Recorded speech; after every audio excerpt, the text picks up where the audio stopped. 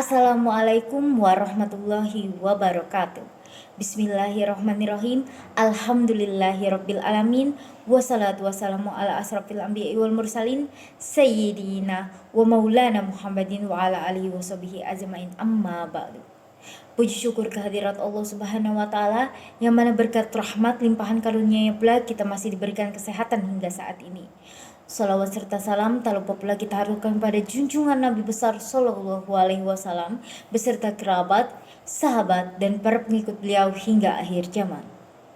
Perkenalkan, nama saya Mislina Aryani. Di sini saya akan mengangkat materi tentang tantangan dakwah di era modern. Sebelum kita berbicara lebih jauh lagi tentang tantangan dakwah di era modern, perlu kita ketahui makna modern beserta profil masyarakat di era modern. Era modern telah membawa banyak perubahan yang cukup signifikan hingga membuat penipisan atau pendangkalan dalam iman. Modern merupakan era yang ditandai dengan perkembangan teknologi dan pengetahuan, serta perkembangan sosial dan budaya yang berlangsung dengan cepat sekaligus telah memberikan tantangan bagi setiap individu agar terus belajar melalui berbagai sumber dan media. Adapun profil masyarakat di era modern. Yang pertama, umat Islam di negara kita semakin tidak berdaya terhadap upaya internalisasi nilai-nilai budaya non-Islami, dan yang jelas bertentangan dengan kaedah dalam syariat Islam. Yang kedua, kebebasan menginternalisir nilai-nilai budaya non-Islami ternyata tidak hanya nampak pada fashion imitation atau peniruan gaya busana, tetapi juga terlihat jelas pada identifikasi personalnya.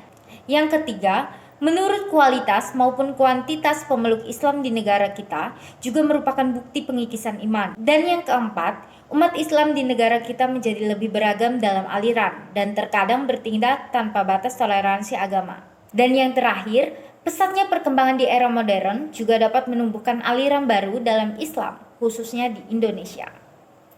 Lalu, apa saja tantangan dakwah di era modern saat ini? Yang pertama, bagaimana kita mampu memahami ajaran Islam dengan baik di tengah-tengah perkembangan zaman? Dan yang kedua, bagaimana masyarakat mengajar ketertinggalan dari masyarakat dunia sehingga mitos mayoritas selalu diimbangi dengan etos kualitas? Dan yang ketiga, agama bukan hanya dipahami sebagai doktrin normatif semata, tetapi juga harus dikembangkan menjadi konsepsi operatif. Kemudian ada pun pola pemikiran yang mempengaruhi gerakan modern Islam pada era modern. Yang pertama, pola pemikiran liberalis, yang kedua, nasionalis, yang ketiga, apologis, dan yang terakhir, dinamis. Dan ketika kita menjadikan modern sebagai alat, maka modern tersebut sangatlah netral. Maksudnya, ia akan mengarah ke hal positif jika kita membawanya ke arah positif. Dan sebaliknya, ia akan mengarah ke hal negatif ketika kita menghajatkannya ke hal negatif. Itu saja yang bisa saya sampaikan. Salah hilap mohon maaf. Wabillahi taufiq wal hidayah. Assalamualaikum warahmatullahi wabarakatuh.